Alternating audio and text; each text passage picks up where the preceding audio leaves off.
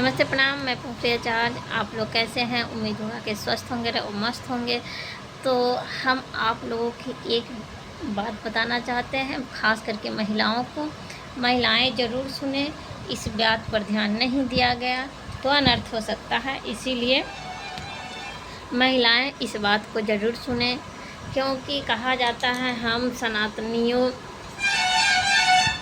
के अंदर ना सिंदूर बहुत ही मायने रखता है और सिंदूर का कीमत बहुत ही मायने होता है।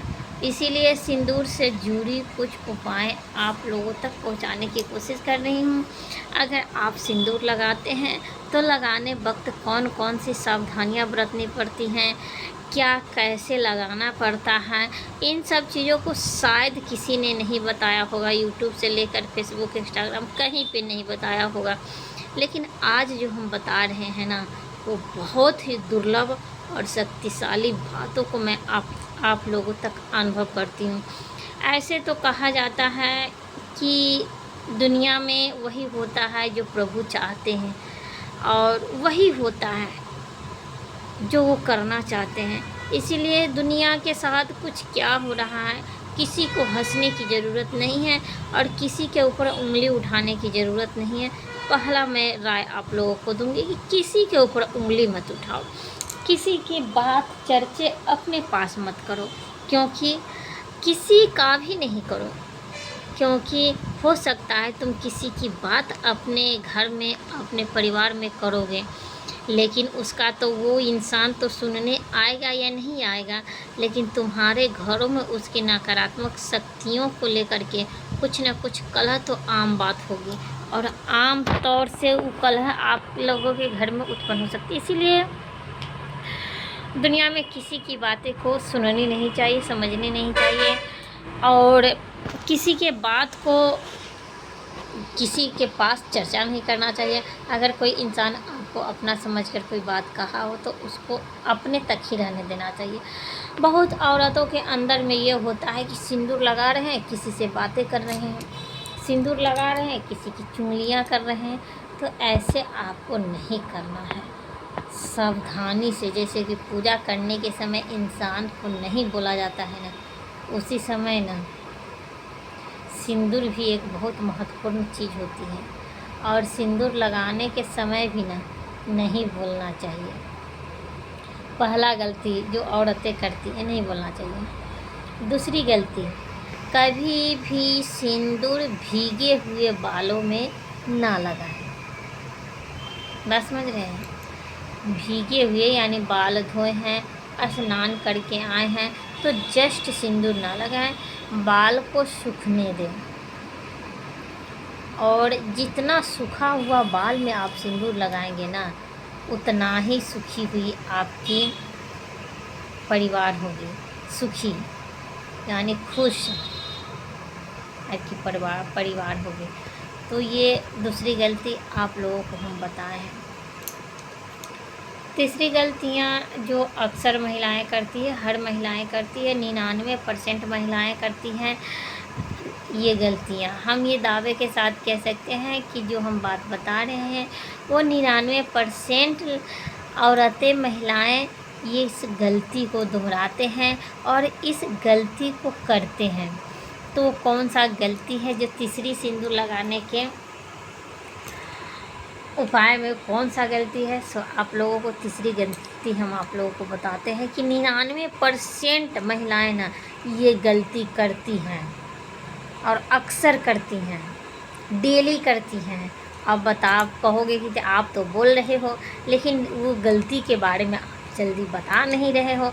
आप लोगों को अंदर वो गलतियों को सुनने की इच्छा होगी कि वो कौन सा गलती है।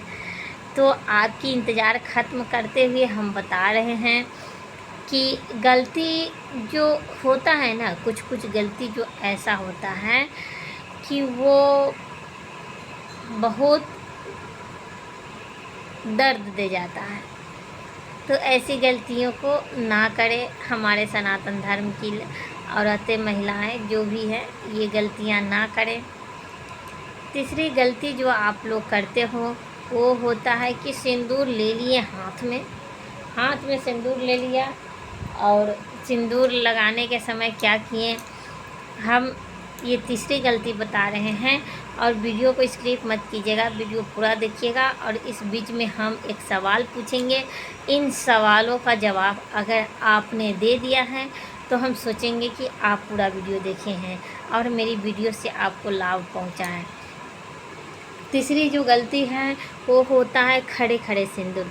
खड़ा सिंदूर कभी, खड़े होकर सिंदूर कभी मत लगाइएगा, क्योंकि खड़े होकर सिंदूर लगाने का यानी है कि सौत बुलाने का। बात समझ गए? तो इसीलिए कभी भी खड़ा होकर सिंदूर मत कीजिएगा। सिंदूर कभी भी कीजिएगा तो बैठ कर कीजिएगा, लेकिन कर्म के लेखे को कौन बदल सकता है, इस बात को भी ध्यान देना है। लेकिन इस बात को ध्यान देते हुए भी बैठ कर आपको सिंदूर लगाना है। खड़े खड़े बाल में सिंदूर नहीं लगाना है। ये हो गया तीसरी गलती। चौथी गलती हम अक्सर लोगों को देखते हैं, अक्सर महिलाओं को देखते हैं कि जैसे कि स्नान करके उसने आया और माथे में कपड़ा बांध लिया और थोड़ी सी 2 चुटकी सिंदूर लगा लिया और पूजा करने चल दिया। तो ऐसे भी नहीं करना है मेरी बहन, मेरी दीदी, मेरी माँ, ऐसे भी नहीं करना है। ये तो और बड़ा दोष लगता है, क्योंकि सिंदूर एक पवित्र चीज़ है। और ये जो इंसान जो सोचते हैं कि ईंटें की रगड़ कर सिंदूर बन जाती है, खपटे की रगड़ कर सिंदूर बन जाती है, तो ये सब होता नहीं है। सिंदूर का पेड़ होता है। आप लोगों को हम बता दें कि सिंदूर का ऑरेंज कलर का, रेड कलर का पेड़ होता है। उसमें इतना बड़ा गोला टाइप के, फूल टाइप के लगा हुआ रहता है। उसको आप मिसिएगा तो रेड कलर निकलेगा और उसी को पीस कर सिंदूर बनाया जाता है। तो आप लोग तो पहले ये थिंकिंग निकाल लीजिए कि सिंदूर कैसे बनता है। अक्सर लोग क्या करते हैं कि आधे कपड़े पहने हैं और नहा कर आए, आधे कपड़े पहने हुए सिंदूर लगाना शुरू कर दिए। अरे ऐसे करोगे तो ज़िंदगी आधी अधूरी रह जाएगी। बात समझ रहे हैं? और चौथी गलती है, बहुत सारी गलतियाँ सिंदूर लगाने के समय लोग करते हैं। चौथी गलती तो हमने बता दिया। पांचवी गलती है ना कि औरतों के मन में लालच बहुत ज़्यादा रहता है, बहुत ज़्यादा। सब औरतों के अंदर नहीं रहता है, लेकिन कुछ औरतों के अंदर बहुत ज़्यादा लालच रहती है। वो चाहती है किसी का पति मेरा पति हो जाए, किसी का ज़मीन मेरा ज़मीन हो जाए, किसी का गहने हैं सो मेरे गहने हो जाए। यानी वो अन्य तरह की लालची औरतें जो होती हैं ना, उसके अंदर ना बहुत सारे दुखों का पहाड़ टूटा पड़ा रहता है। उनको ना अपनी औलादे से सुख नहीं मिलती हैं, उनको अपने पति से सुख नहीं मिलता है। यानी अन्य तरह की परेशानियां उनको उत्पन्न होती है। पति से मार खाना, पति से गाली सुनना, यानी अन्य तरह की परेशानियां उत्पन्न होती हैं। तो इसीलिए कभी भी ज़मीन या गहने या पति को लेकर लालच मत करना, क्योंकि तुम्हारे नसीब में अगर शराबी है तो तुमको शराबी को ही लेकर चलना है।